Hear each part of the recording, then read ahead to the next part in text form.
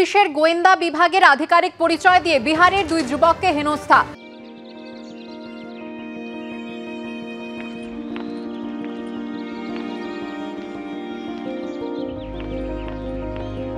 বাংলা পক্ষের দুই সদস্য রজত ভট্টাচার্য, গিরিধারী রায় গ্রেফতার। দুজনকে গ্রেফতার করল বাগডোগরা থানার পুলিশ। ধৃতদের আজ শিলিগুড়ি আদালতে তোলা হবে। গতকাল রাজ্যে বিহারের দুই যুবককে হেনস্থার অভিযোগে পোস্ট করেছিলেন কেন্দ্রীয় মন্ত্রী গিরিরাজ সিং। পুলিশের গোয়েন্দা বিভাগের আধিকারিক পরিচয় দিয়ে বিহারের দুই যুবককে হেনস্থা, বাংলা পক্ষের দুই সদস্য গ্রেফতার।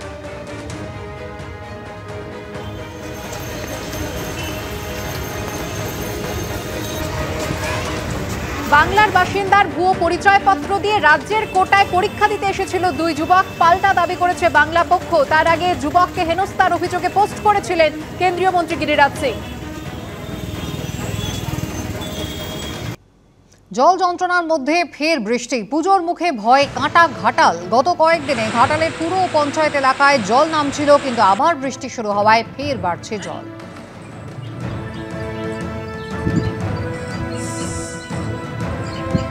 জল বাড়ছে, সন্ধ্যা থেকে তো পোড়াচারে জল বেড়েছে।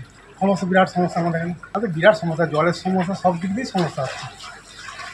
এই বাজারহাট করা সব সমস্যা হচ্ছে। আমরা ওটা বাঁধ দিয়ে মানে ঝোঁক ফেরি বাঁধ দিয়ে নৌকা যাতায়াত করছি। সমস্যা তো প্রচুর, সমস্যার প্রচুরই, মানে যাতায়াতের খুবই কষ্ট। হ্যাঁ, পুজো নিয়ে আবার দুশ্চিন্তা, মানে পুজোয় আমাদের কোনো আনন্দ হবে না, কিছুই হবে না। বর্ধমান জেলার বেগুট গ্রামের ছবি, যেখানে বেহাল অবস্থা রাস্তার। মেরামতির কথা জানিয়েও মেলেনি সুরাহা। আর এবার সেই অসুবিধে বুঝতে পঞ্চায়েত প্রধানকে কাদা জলে হাঁটতে হলো পঞ্চায়েত সমিতির পূর্ত কর্মাধ্যক্ষ এবং সহ সভাপতিকেও। এই ঘটনা ঘটেছে বর্ধমান 2 নম্বর ব্লকের নবস্থা 1 নম্বর গ্রাম পঞ্চায়েতের বেগুট গ্রামে। এই ঘটনার পরেই আজ থেকে শুরু হয়েছে রাস্তা মেরামতির কাজ। পঞ্চায়েত সমিতির সহ সভাপতির দাবি, তারা রাস্তার অবস্থা দেখতে নিজেরাই হেঁটেছেন। আমরা কাল থেকে আমরা এটা রিপেয়ারিংয়ের যা করণীয় সেই রিপেয়ারিং আমরা করছি, এবং রাস্তাটা যাতে পরবর্তীকালে সুস্থভাবে সবাই ইউজ করতে পারে তার জন্য যা আমাদের করণীয় সেই মতো ব্যবস্থা আমরা আশা করছি কিছুদিনের মধ্যে আমরা নিয়ে করতে পারবো। রিপেয়ারিংয়ের কাজ আমরা কাল পরশু থেকে শুরু করে দেবো, এই মতো আমরা কথা দিয়ে যাচ্ছি। আরজিকর কাণ্ডের আবহে লালবাজারে নির্দেশিকা ঘিরে বিতর্ক। কলকাতার পুলিশ কমিশনার মনোজ ভার্মার সই করা 25শে সেপ্টেম্বরের এই নির্দেশিকায় বলা হয়েছে 23শে নভেম্বর অবধি আগামী 60 দিনের জন্য বউবাজার থানা, হেয়ার স্ট্রিট থানা, ট্রাফিক গার্ডের হেডকোয়ার্টার, যা বেন্টিং স্ট্রিট ছাড়া কেসি দাস ক্রসিং থেকে ভিক্টোরিয়া হাউসের সংলগ্ন এলাকা, সেখানে 5 জন বা তার বেশি লোকের জমায়েত, লাঠি বা বিপজ্জনক অস্ত্র নিয়ে যাতায়াত, এলাকার শান্তি, মানুষের গতিবিধি ও যান চলাচল বিঘ্নিত হতে পারে এমন কিছু করা যাবে না। পিসফুল প্রোটেস্ট যদি হয়, পিসফুল প্রোটেস্টটাকে বাধা দেওয়ার আর কোনো রুল কিন্তু কিছু নেই। তো আমার মনে হয় এটা একটা প্রতিবাদের ভাষাকে দমিয়ে দেওয়ার চেষ্টা হচ্ছে প্রশাসনের তরফ থেকে, এটুকুই বলতে চাই। আমরা এটাকে ধিক্কার জানাই। আমরা মনে করি যে এভাবে গণতান্ত্রিক আন্দোলনের ওপর এভাবে আক্রমণ আনা যায় না। আজকে এই আন্দোলন যেভাবে জনমানুষের মধ্যে প্রভাব ফেলেছে এবং সমাজের সর্বস্তরের মানুষ আজকে রাস্তায় নামছে, এখনও তারা রাস্তায় আছে, ফলে এই ধরনের যত আইন তারা আনবে আরও বেশি করে মানুষ ক্ষিপ্ত হবে, আরও বেশি করে আন্দোলনে যুক্ত হবে বলে আমার মনে হয়। তাহলে কি পুজোর সময় আরজিকর কাণ্ডের প্রতিবাদ বা গণ আন্দোলন ঠেকাতেই কৌশলে এই পদক্ষেপ নেওয়া হলো, প্রশ্ন করছেন আইনজীবীদের একাংশ।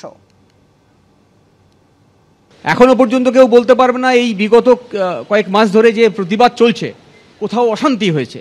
এইখানে এই ধরনের ব্ল্যাঙ্কেট অর্ডার আছড়লে এই প্রতিবাদ কর্মসূচিকে যাতে ব্যাহত করা যায় তার একটা প্রচেষ্টা, এবং সাধারণ মানুষ যারা প্রতিবাদকে উৎসবের অংশ করে নিয়েছে তাদেরকে বাধা দেওয়ার প্রচেষ্টা। এরা এই 144টা করে এই যে শান্তিপূর্ণ যে সমস্ত অবস্থান হবে বা ধর্ণা মঞ্চ হবে বা কোনো প্রোটেস্ট মিছিল হবে সেইগুলোকে বন্ধ করার চেষ্টা করছে।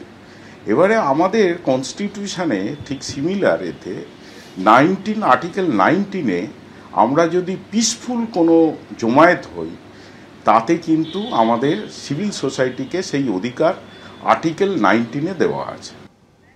আন্দোলনকারীরা ইতিমধ্যেই জানিয়েছেন আগে সুবিচার তারপর উৎসব, তাই হঠাৎ করে পুজোর মাঝে প্রতিবাদ হলে সরকারকে অস্বস্তিতে পড়তে হবে।